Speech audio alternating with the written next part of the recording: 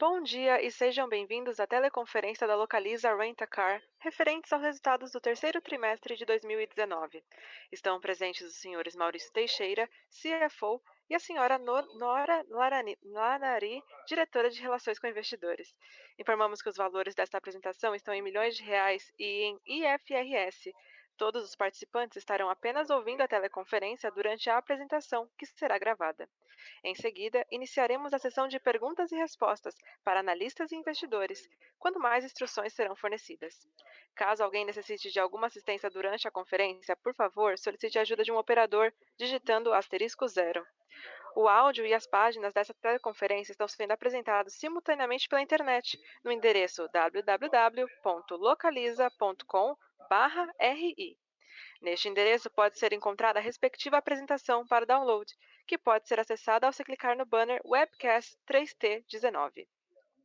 Antes de prosseguir, gostaríamos de esclarecer que eventuais declarações que possam ser feitas durante esta teleconferência, relativas às perspectivas de negócios da Localiza, metas operacionais e financeiras, constituem-se em projeções da diretoria da companhia, que podem ou não ocorrer. Investidores devem compreender que fatores políticos e macroeconômicos e outros fatores operacionais podem afetar o futuro da companhia e conduzir a resultados materialmente diferentes das perspectivas de negócio da Localiza. Para fins de comparabilidade nesse release de resultados, todos os números e variações são apresentados com e sem impacto do IFRS 16, para que se tenha uma comparação justa da variação dos resultados. O resumo do impacto em cada linha de resultado estará disponível na página 18 do nosso release. Para abrir a teleconferência do terceiro trimestre de 2019, passo a palavra para o CFO, Maurício Teixeira. Boa tarde e obrigado a todos pela presença. Nesse trimestre, continuamos nosso ritmo de forte crescimento, alcançando o patamar de 300 mil carros na frota. Continuamos trabalhando e investindo na experiência dos nossos clientes e no processo de transformação digital para obter aumento da satisfação, ganho de produtividade e redução de custos. Reforçando nosso compromisso com sustentabilidade, divulgamos o nosso relatório anual, referente a 2018. Nele reportamos avanços significativos nos temas ambientais e sociais. Fomos reconhecidos pela Interbrand como a 20ª marca mais valiosa do Brasil, com o maior NPS dentre as 25 melhores empresas do ranking. Além disso, recebemos o troféu Transparência em relação às nossas demonstrações financeiras e fomos incluídos nos rankings Empresas Mais do Estadão, Broadcast Empresas, Melhores CEOs do Brasil pela Forbes e Empresas Mais Inovadoras do Brasil pelo Valor Econômico. Seguindo pelo nosso webcast, como vocês podem ver na página 2, a frota média alugada no RAC cresceu 34,3%, enquanto a gestão de frotas apresentou crescimento de 25,7%. Seminovos bateu recorde de vendas, totalizando 36.804 carros, o que representa um crescimento de 22,3% em comparação ao mesmo período do ano passado. Conforme comentei há pouco, a frota de final de período se aproximou da marca dos 300 mil carros, com crescimento de 35% em relação ao terceiro trimestre de 2018. Na página 3, podemos ver os destaques financeiros. A receita líquida cresceu 28,8% e o EBITDA cresceu 26,8% em relação ao mesmo período do ano passado. Nesse trimestre, observamos pressão nos preços e o crescimento de 15%. Por outro lado, a queda na taxa básica de juros e a menor alíquota efetiva de imposto de renda possibilitaram um crescimento de 28,8% no lucro líquido do trimestre, alcançando 205,9 milhões de reais. Para apresentar os detalhes do resultado do terceiro trimestre, passo a palavra para a nossa diretora de Relação com Investidores, Nora Lanari. Boa tarde a todos. Dando um pouco mais de detalhes sobre os resultados do trimestre, gostaria de começar pela divisão de aluguel de carros. Como podem ver na página 4, no terceiro trimestre de 2019, a frota média alugada cresceu 34,3%. São quase 132 mil carros alugados em média no trimestre. A receita líquida aumentou 29,7%, com quando comparada ao mesmo período do ano anterior. Na página 5, vemos que a diária média no RAC teve uma redução de 4,2% no terceiro trimestre de 2019 em relação ao mesmo período do ano passado, justificada principalmente pelo mix de segmentos, ambiente competitivo e de juros mais baixos. Nos 9 meses de 2019, a tarifa média apresenta queda de 1,2%. No ano, a taxa de utilização permanece estável, mesmo com a forte expansão da frota. Na página 6, mostramos a rede de agências próprias, ampliada em 17 unidades em relação ao final do ano de 2018.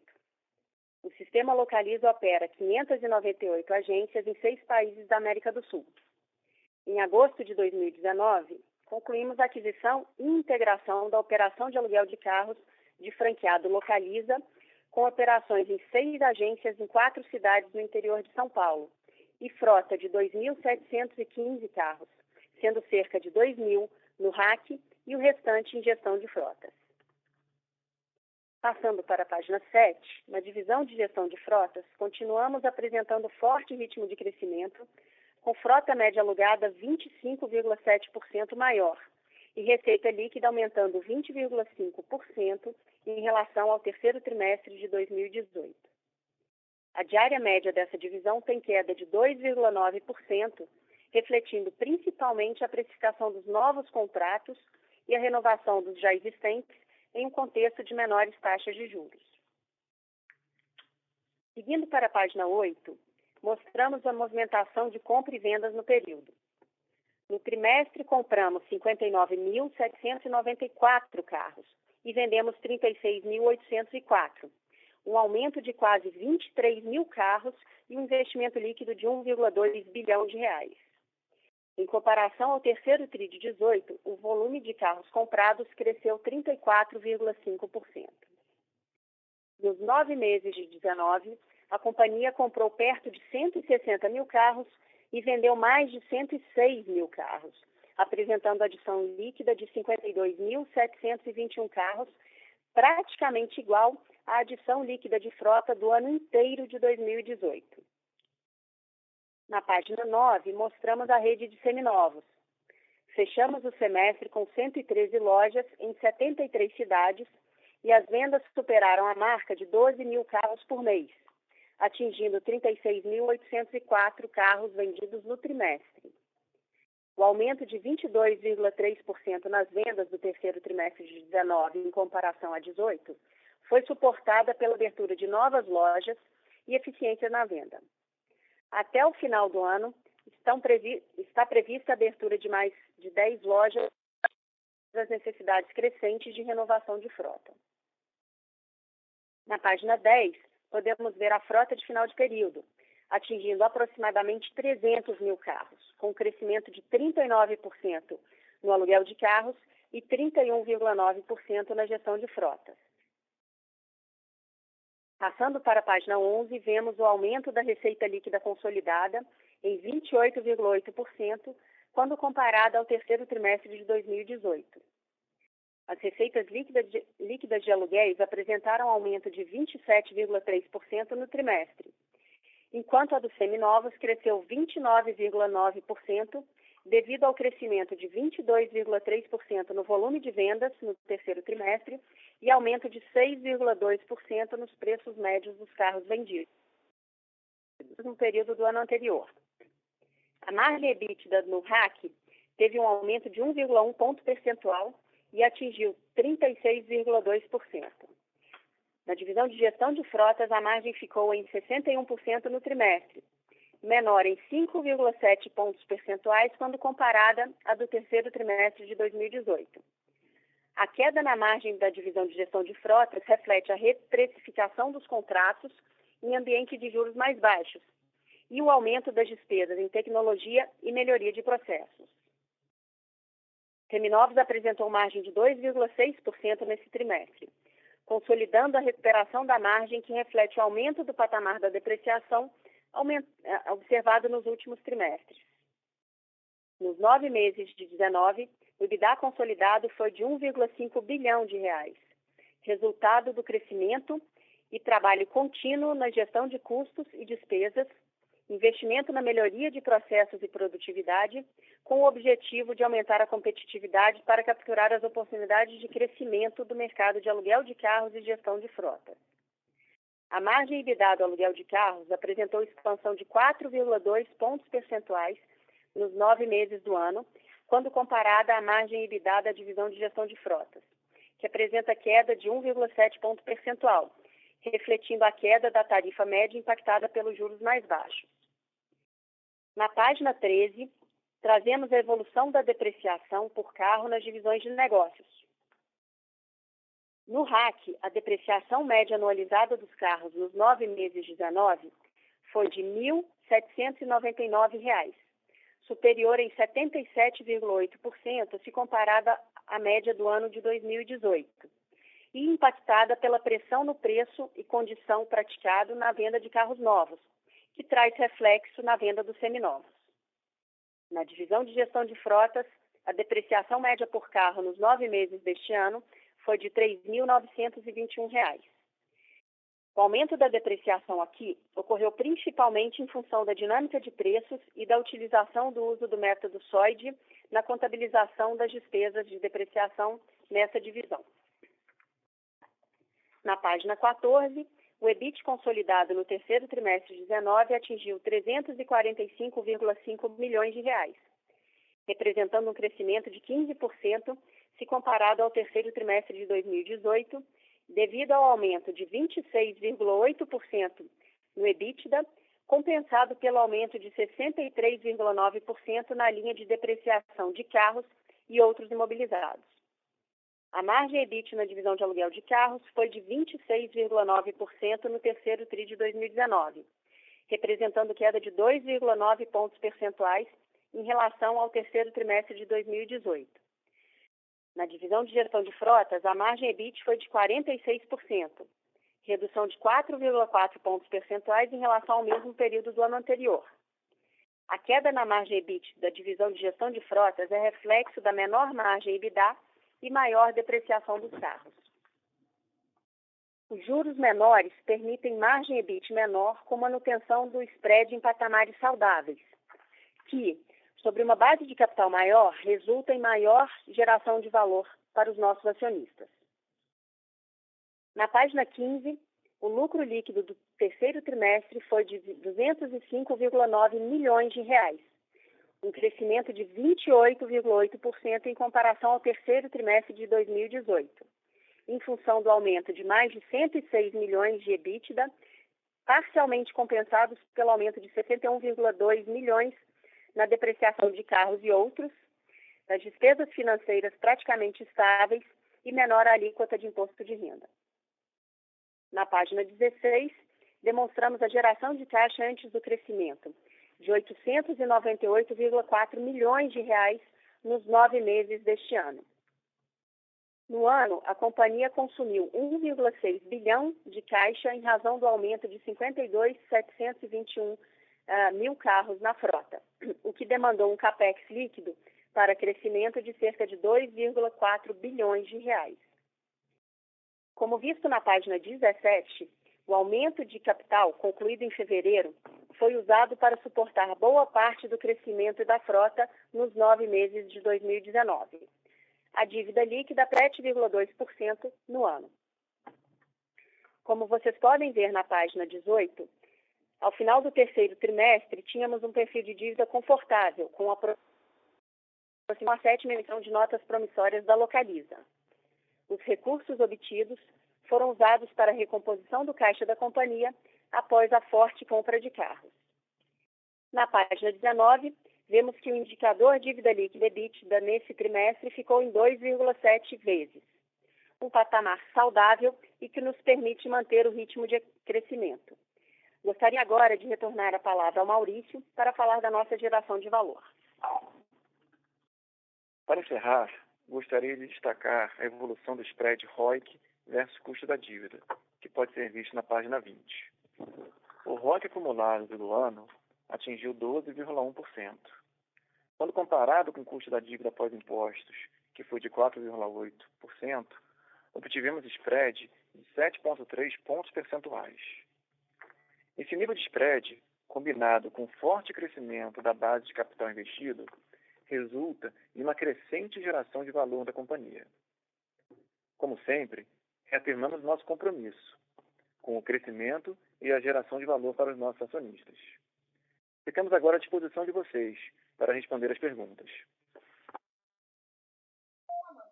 Senhoras e senhores, iniciaremos agora a sessão de perguntas e respostas.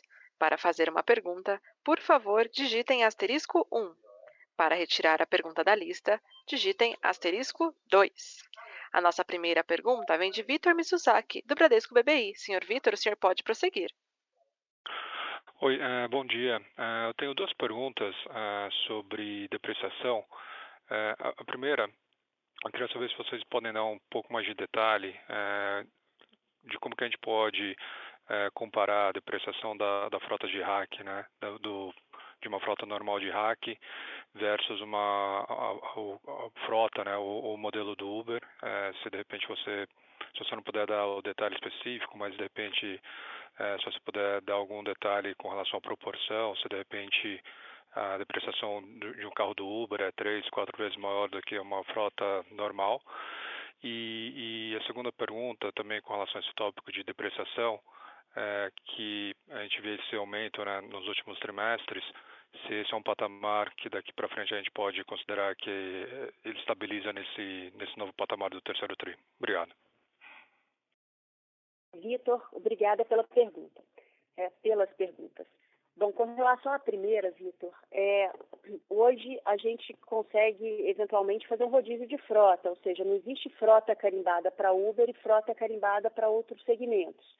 Então, por exemplo, a gente atende o aluguel mensal que tem um nível de quilometragem razoável e similar ao eventualmente o que o Uber opera. Então, não dá para dizer necessariamente que a depreciação do Uber é pior do que a depreciação do aluguel de carros.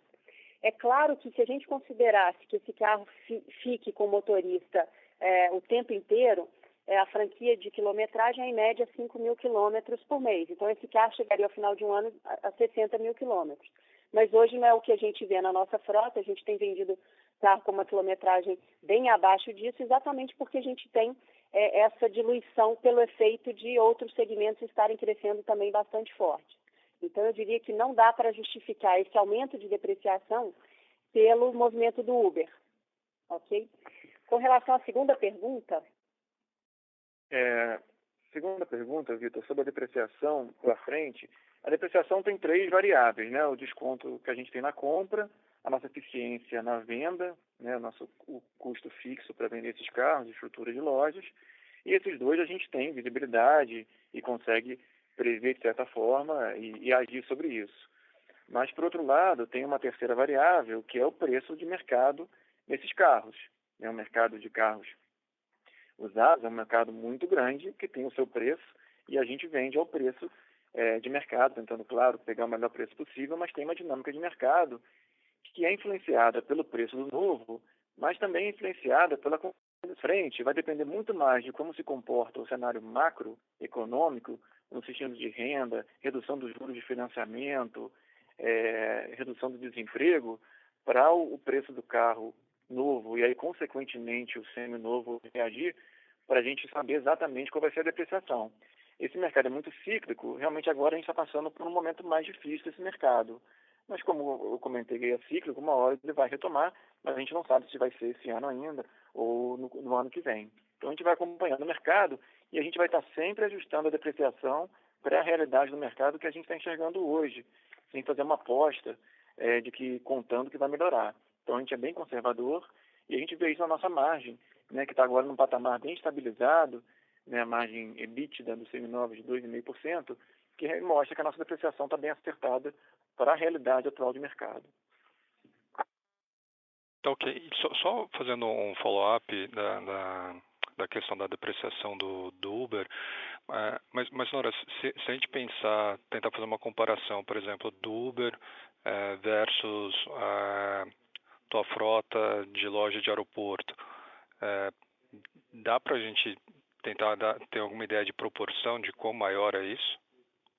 Ô, Vitor, só como referência, hoje a gente tem vendido carros, vocês olham os carros que estão disponíveis no seminovos, com cerca de 32 mil quilômetros, por volta disso. Um carro do Uber seria 60 se ele permanecesse com o motorista o ano inteiro. Dá para dizer que dobra a depreciação? Não necessariamente, mas acho que vale frisar, obviamente, que uma depreciação esperada maior do Uber, ela está precificada, ou seja, os nossos preços de aluguel de Uber já refletem a depreciação que a gente aloca para o Uber, dado o uso desse ativo. Tanto a depreciação quanto a manutenção estão precificadas ali.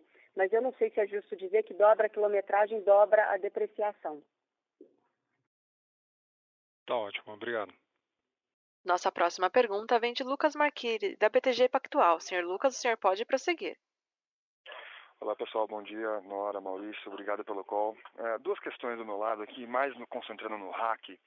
Se puderem comentar um pouquinho o comportamento da tarifa, aí a gente viu uma tarifa um pouco mais agressiva nesse trimestre. Entendo aqui que tem um efeito de mix, mas tem também um efeito aí de competição. Se puderem ponderar um pouquinho qual que foi mais forte, enfim, como é que vocês estão vendo a tarifa, o que motivou aí esse comportamento no trimestre, acho que seria legal esclarecer isso daí.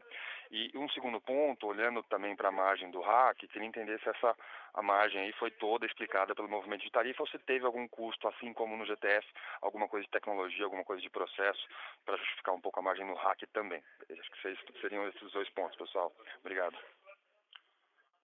Lucas, obrigado pela pergunta. Em relação à tarifa média do RAC, a maior parte foi mix. Tá? Em segmentos que tem tarifa mais baixa, que tem o mesmo retorno, mas tem tarifa, né, de receita mais baixa. Mas sim teve uma parte que foi aumento de agressividade, tá? Principalmente no segmento de pessoa física. Então, tem os dois fatores, mas a maior parte é efeito mix nessa redução da tarifa média. Tá? E em relação à margem, uma parte foi tarifa, de fato, consequentemente impacta a margem, mas tem bastante investimento em TI, em melhoria de processos e a gente, como sempre, plantando para o futuro, pensando no longo prazo. Lucas, só para ajudar aí, quando a gente olha para a manutenção, ela subiu bem em linha com o crescimento da frota, né? Então a gente consegue ver que não está aí. Abrindo as linhas, você vai ver serviço de terceiro, comissões e publicidade.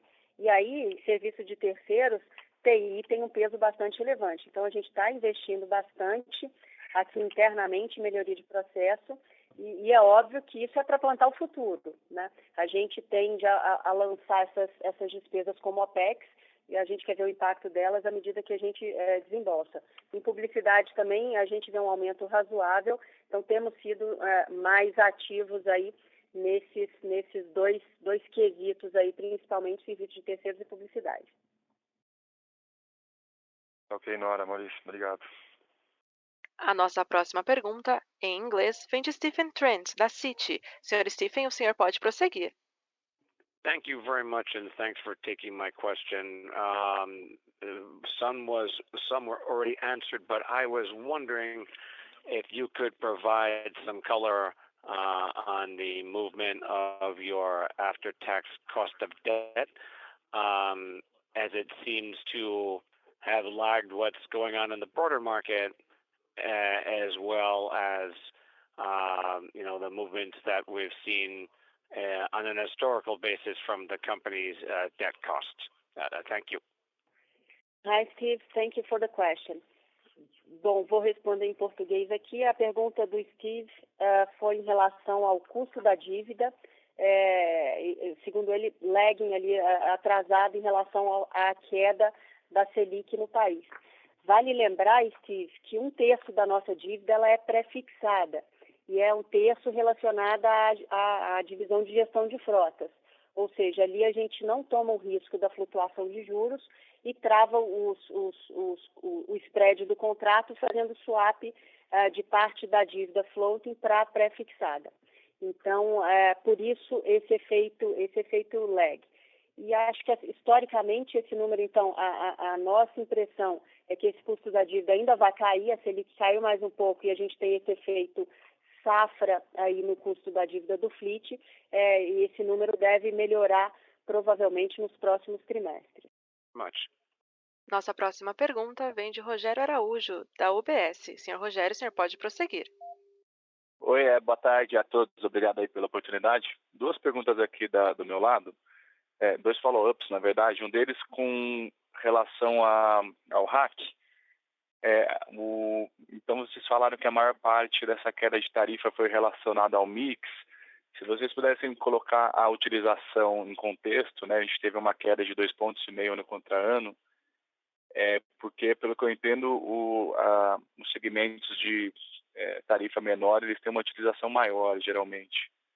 Né? E aí, olhando os números como um todo, como a gente viu tanto queda de tarifa como queda de utilização, daria para interpretar de que talvez o setor como um todo comprou muito carro esse trimestre e ficou um pouco pressionado, a demanda não veio em linha com o tanto de carro que foi comprado.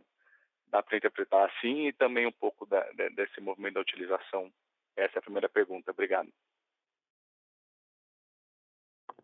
Oi, Rogério. Obrigada pela pergunta e perfeito, o racional está perfeito.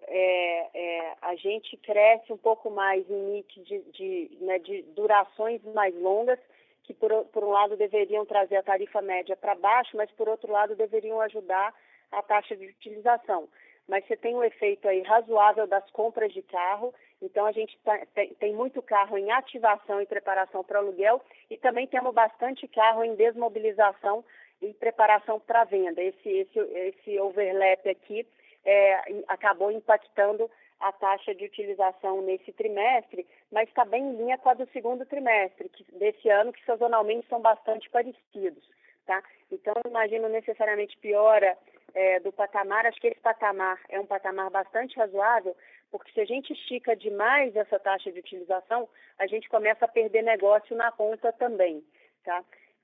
Acho que o efeito é esse, e a gente continua ali com uma perspectiva boa de crescimento. Então, potencialmente, a gente vê essa taxa de utilização melhorando no quarto trimestre, que é um trimestre sazonalmente mais forte.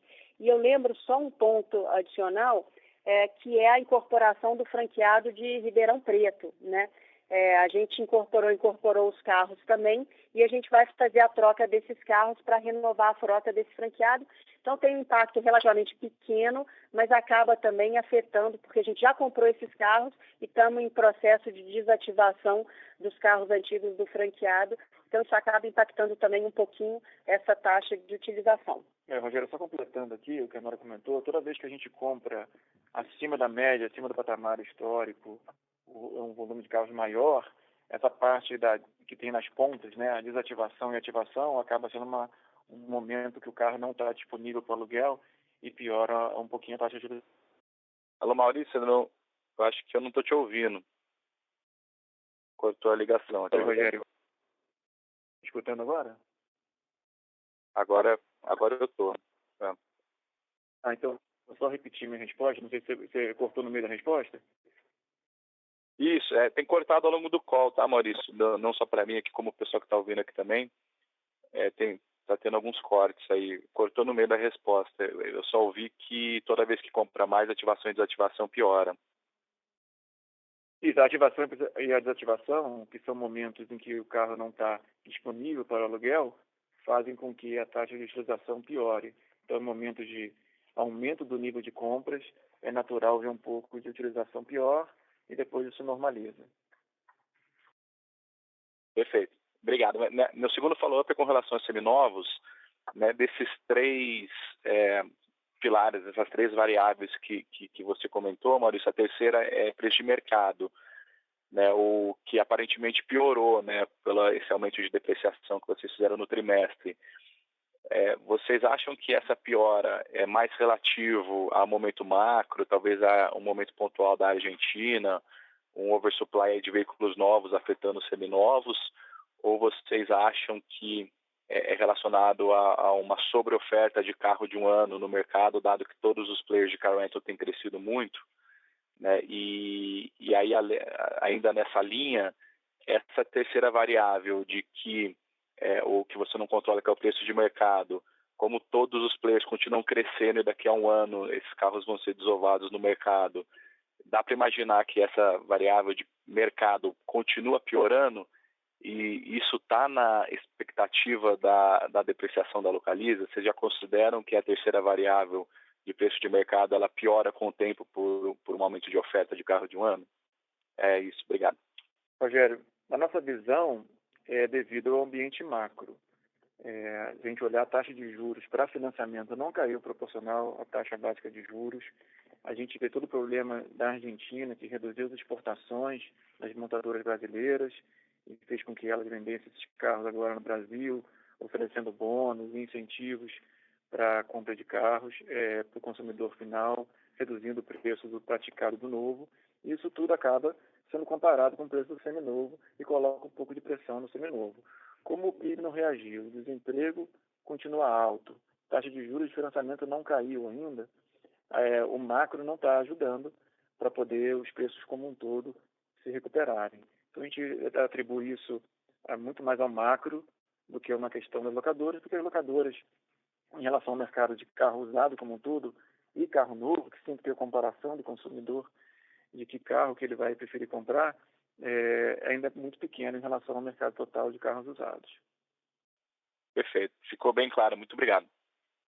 A nossa próxima pergunta vem de Bruno Amorim, da Goldman Sachs. Senhor Bruno, o senhor pode prosseguir. Oi, bom dia a todos. Eu tenho uma pergunta que é um follow-up nessa linha da depreciação. Eu queria saber se vocês já estão vendo algum sinal concreto dessa deterioração no preço do carro novo, né? Eu entendo a questão do desemprego, os juros referente ao financiamento de automóveis. A gente não está vendo melhoras significativas nessas frentes, mas a gente também não está vendo pioras relevantes nessa frente, né? Então eu queria só entender o que mudou desde os últimos trimestres, né, para esse salto na depreciação, se vocês estão vendo algum sinal concreto de deterioração no preço dos carros novos. Quando a gente olha lá para aquela linha do IPCA que reflete o preço de carro novo, a gente não vê essa deterioração. Eu entendo que essa linha não reflete necessariamente o mix de vocês e algumas outras questões, mas eu queria mais saber se vocês estão vendo aí algum sinal concreto ou se é mais uma postura conservadora tentando antecipar o que pode vir a acontecer no mercado de carros novos. Obrigado. Bruno, obrigada pela pergunta. A gente viu sinais concretos, tá? Teve o efeito da Argentina, como o Maurício melhorou, o macro não reage. Esse mês foi o primeiro mês de queda de venda varejo ano contra ano.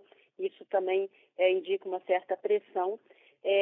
E aí, com relação àquele índice de inflação IPCA dos carros, aquilo ali é uma pesquisa feita, enfim, num dado mix que a gente não consegue ali comparar com o nosso, mas aquilo ali é um pouco do preço sugerido. O que a gente tem visto na ponta é que os concessionários estão precisando dar bônus, bonificação, feirão, taxa zero, enfim, o esforço de venda ele ficou muito maior do ponto de vista dos concessionários. Então, o preço praticado, de fato, piorou para o novo. Isso acaba refletindo na nossa capacidade de seminovos, ou seja, no nosso preço de seminovos. Ótimo, obrigado. A nossa próxima pergunta vem de Murilo Freiberger, da Bank of America. Senhor Murilo, o senhor pode prosseguir. Obrigado. Boa tarde, pessoal. Obrigado pelo call. Do nosso lado aqui, adivinhem, a gente vai querer também discutir um pouquinho de depreciação e depois um pouquinho do crescimento que vocês viram. Do lado de depreciação, fazendo um follow-up no que o pessoal já perguntou, só para entender de vocês, porque obviamente vocês têm um estoque de frota grande, então quando vocês observam qualquer tipo de piora no spread de compra e de venda e marcam isso, essa alta para R$ 2.100 por carro não é uma alta, é uma alta que você faz num trimestre para marcar um estoque grande de frota que tinha sido marcado numa outra depreciação. Então, pensando para frente agora, que nível de depreciação que vocês acham que a gente deveria pensar por carro? É mais próximo na média dos últimos 12 meses, que a gente está falando ali de R$ 1.700, R$ 1.600, R$ 1.800 por carro, ou mais próximo nesse nível agora que vocês usaram nesse trimestre específico para marcação de frota. E ainda no lado de depreciação, só para entender o que a empresa tem de conforto para a margem de seminovos. Essa margem que a gente está vendo agora, perto de 2%, ela é uma margem target confortável ou vocês preferem ter uma margem um pouco mais alta e essa depreciação de agora reflete isso? Então, acho que com relação ao tema de depreciação é isso. E aí, com Murilo, relação obrigado pela pergunta. à parte de... pode falar, Maurício, depois eu vou para outro tema. Tá bom. Murilo, obrigado pela pergunta. Realmente, quando a gente reflete a condição de mercado no cálculo de depreciação, a gente aplica essa depreciação para a frota inteira, né, para todo o nosso imobilizado. Então, a gente acaba tendo esse impacto. E aí, para frente, Murilo, vai depender muito, como eu falei, do macro. Realmente, se o macro se estabilizar, a tendência é que a depreciação comece a cair, porque agora teve uma deterioração. Mas a gente não sabe o que vai acontecer, então a gente prefere ser conservador e aplicar a realidade do mercado que a gente vê hoje para a frota inteira. Aí, em relação em relação à nossa margem, a gente está confortável nesse patamar entre 2% a 3% de margem de seminovos. Se você olhar no RAC, está indo para 2%, né? Na seminovos está mais alto, 7%. Isso até explica, se você olhar no trimestre a trimestre, que a depreciação do RAC subiu, mas a depreciação da gestão de frota até caiu esse trimestre, porque a margem está no patamar até acima do que precisava estar. Então, a gente vai ajustando isso de forma a convergir para ter uma margem consolidada entre 2% a 3%. Sim. Só para terminar esse tema, olhando do ponto de vista de invested capital, hoje o preço médio que vocês estão pagando em carro novo, para você está um pouco abaixo do budget que vocês tinham no início do ano ou está em linha? Porque, obviamente, o que a gente vê quando vê a pior de mercado é a parte, quando a gente está tentando calcular o ROI, que a gente está vendo a parte do earnings flow agora, que é a marcação de mercado de uma frota para baixo. É muito menos visível para a gente, dado que o estoque de carro que vocês têm em invested capital, ele muda de maneira mais gradual, o lado de invested capital. Com relação a preço médio de compra de carro, está melhor do que vocês imaginavam que seria? Não, Murilo, o preço de carro está bem em linha com o que a gente projetou no budget, tá? Não tá melhor, está em linha. Tá. E a última pergunta aqui, só mudando de assunto, olhando para crescimento. Teve uma aceleração de volume nesse TRI agora. Se a gente, obviamente, eu sei que vocês não abrem essa informação por motivos comerciais no detalhe, mas se a gente pudesse só comentar um pouquinho com relação aos vários segmentos dentro da empresa, a performance desses 35%, eu imagino que, obviamente, Minibus e Uber são os grandes, o Minibus é driven pelo Uber, é o grande driver, mas como que está o comportamento de retail, o comportamento enfim, dos outros segmentos que a gente olha dentro de replacement, dentro do hacking? Se vocês pudessem dar uma cor, obviamente não precisa, mas uma ideia de como está o pace de volume em cada um dos segmentos seria interessante. Murilo, em relação ao crescimento, de fato, o segmento que mais cresceu foi o segmento de ride sharing, mas o segmento de pessoa física também cresceu bastante. E mesmo os outros segmentos, todos cresceram mais que 2 dígitos. Então, a gente não teve nenhum segmento de single digit. Então, isso mostra que a gente está no crescimento consistente em todos os segmentos. Claro que uns puxam mais, como ride sharing, pessoa física, mas todos cresceram 2 dígitos. Excelente. Obrigado, Maurício. Nossa próxima pergunta vem de Pedro Bresser, da Bresser Asset. Senhor Pedro, o senhor pode prosseguir. Boa tarde, Nora, Maurício. Minha pergunta é ainda na linha do que o estava perguntando. O que eu entendi é que o preço de compra de carro de vocês não está abaixo do que vocês tinham previsto. Mas eu tinha aqui uma lógica na minha cabeça de que quando o preço do carro novo cai, o capital investido de vocês também está diminuindo, né? Se vocês mantiverem o spread entre o preço da venda e da compra e da venda, no final das contas, aquele carro novo vai ter um retorno um pouco melhor até do que os outros e poderia anular o efeito dessa queda de preço.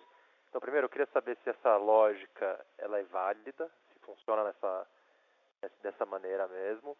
E outra coisa, a gente falou bastante de preço, mas demanda de seminovo, né? Como que vocês estão sentindo, como que está para desovar esses carros no mercado, os carros de vocês, que acho que é uma coisa que nos próximos trimestres só vai aumentar a demanda de vocês por vender, né? Vamos dizer assim.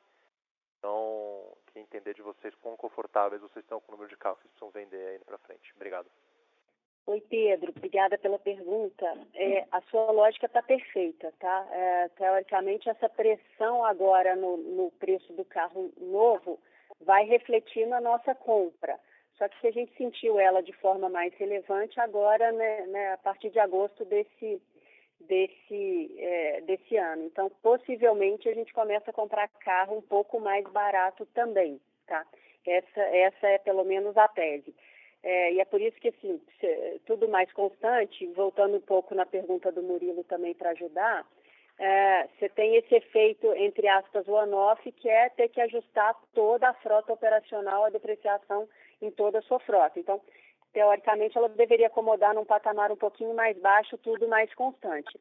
Mas, de novo, a gente ainda depende do macro e de uma recuperação ali um pouquinho mais consistente. A gente já viu a taxa de financiamento caindo para a pessoa física, mas ela estava girando 25% por ano e agora está 22% por ano. É muito pouco comparado à queda da Selic recente, né?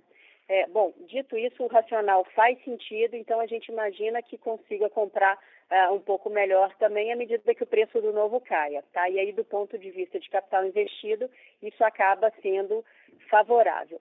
Com relação aos seminovos, Pedro, nós estamos confiantes que vamos fazer a venda do volume que a gente precisa. O mercado não está fácil, mas está ok, né? Então, existe, obviamente, um desafio da venda e, inclusive, por isso, a gente sinalizou no release que a gente abre pelo menos outras 10 novas lojas esse trimestre, o quarto trimestre. Porque para fazer esse volume que a gente vai precisar fazer, a gente vai ter que aumentar a capilaridade e o alcance da nossa rede, mas estamos confiantes que vamos fazer esse volume com preço. Nossa próxima pergunta vem de Alexandre Falcão, do HSBC. Senhor Alexandre, o senhor pode prosseguir. Bom dia a todos. A tua pergunta. Eu vou continuar no tema de seminovos e a dificuldade ou não da venda de carros. Eu queria que vocês comentassem um pouco como é que vocês estão incentivando o pessoal na ponta para vender carro, e dado que você tem esse problema tanto no macro quanto na competição, quer dizer, todo mundo está vendendo muito carro entre 1 e 2 anos, como é que você imagina que você vai conseguir subir ainda mais o volume, dado que aparentemente não tem nenhum tipo de sinalização que o mercado, que a parte macro vai melhorar? Isso posto, né? Dá para imaginar que daqui para frente essa depreciação deve continuar subindo, ou você acha que você está confortável com o ambiente atual, com esse nível de depreciação por carro? Obrigado. Falcão, obrigada pela pergunta. Lembrando que esse nível de depreciação é um dos mais altos históricos, né? Então, a gente fez um ajuste razoável na depreciação para refletir o que a gente está vendo hoje no mercado de seminovos, reflexo do novo, como a gente mencionou. A gente acha que vai fazer esse volume adicional de carro para vender, aumentando a capilaridade, como eu mencionei. Então, tem cidades ainda que a gente não estava presente, estamos abrindo lojas. Um exemplo é a própria Ribeirão Preto, que a gente acabou de incorporar o franqueado, e na região essa região absorve aí algumas lojas de seminovos. Então, nós estamos abrindo, por exemplo, nessa cidade, e é um mercado que é um mercado pujante. E, nesse sentido, a gente entra com produto de nicho que é muito bom, porque é um carro de 1 ano, que já tomou o primeiro impacto de depreciação, mas ainda muito bem conservado. Então, a gente acha que, aumentando a capilaridade, a gente faz o volume que a gente precisa fazer. Então, não entendemos que essa depreciação é estruturalmente mais alta. A gente está entendendo que ela é um efeito da condição atual de mercado e não necessariamente de gargalo em venda. Tá?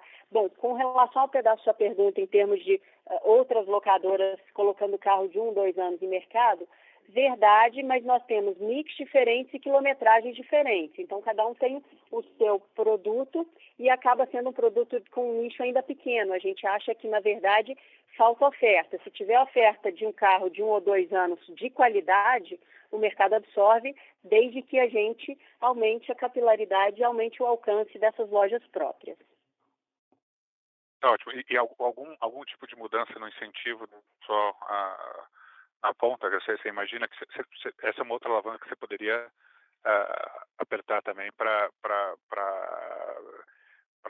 ter mais, para conseguir mover mais casos. Você não cogita fazer isso nesse plano nesse momento? Falcão, a gente já fez alguns ajustes no passado, mas a gente entende que tem um modelo de incentivo que está bastante alinhado. Temos um time que é muito competente, o turnover é muito baixo e a gente entende que tem capacidade para vender com os incentivos atuais. Tá ótimo. E aí eu tenho só uma outra pergunta. Eu queria falar um pouco de financiamento e de alternativas de financiamento. Vocês estudam mudar um pouco? Eu vejo hoje que vocês têm quer dizer, a dívida lá de fleet está super bem equacionada. Então, mas você olha o que está acontecendo no mercado de dívida doméstica, você tem muita oportunidade acontecendo. Vocês imaginam que eles vão tentar emitir e colocar isso um pouco mais no mercado de dívida corporativa de vocês mesmo, tentando pegar esse mercado que está nascendo aí no Brasil? Vocês imaginam que não vai ter nenhuma mudança estrutural nesse sentido para vocês? Obrigado. Oi, Falcão. A gente está sempre monitorando muito de perto o mercado. A gente é um emissor frequente, tanto na Localiza quanto na Localiza Fleet. Esse ano a gente já fez bastante emissão e estamos sempre atentos a tudo que está acontecendo, conversando com as instituições financeiras e vendo as oportunidades que a gente tem. O mercado está mudando muito, está reaprendendo a trabalhar agora no cenário de juros mais baixo e qualquer oportunidade que aparecer, a gente está atento a ela. Uma coisa aconteceu esse trimestre, que a gente divulgou amplamente, foi que a gente fez o registro de companhia aberta tipo B para a Localiza Fleet, tem o objetivo de captar renda fixa nos mesmos níveis e taxas que a gente consegue hoje na Localiza. Isso já traz uma redução do nosso custo de dívida e a gente vai continuar trabalhando tanto na Localiza quanto na Localiza Fleet para ver o melhor bolso que reduz o custo e com os prazos adequados, considerando nosso conservadorismo no perfil da dívida para suportar o crescimento. Então, estamos atentos a tudo isso, sim. Ótimo, obrigado. Nossa próxima pergunta vem de Lucas Barbosa, da Morgan Stanley. Senhor Lucas, o senhor pode prosseguir. Oi, bom dia, Maurício Nora, obrigado pela oportunidade. A minha pergunta é sobre a rede de lojas dos seminovos. Vocês comentaram no release que vocês devem abrir cerca de 10 lojas até o fim do ano.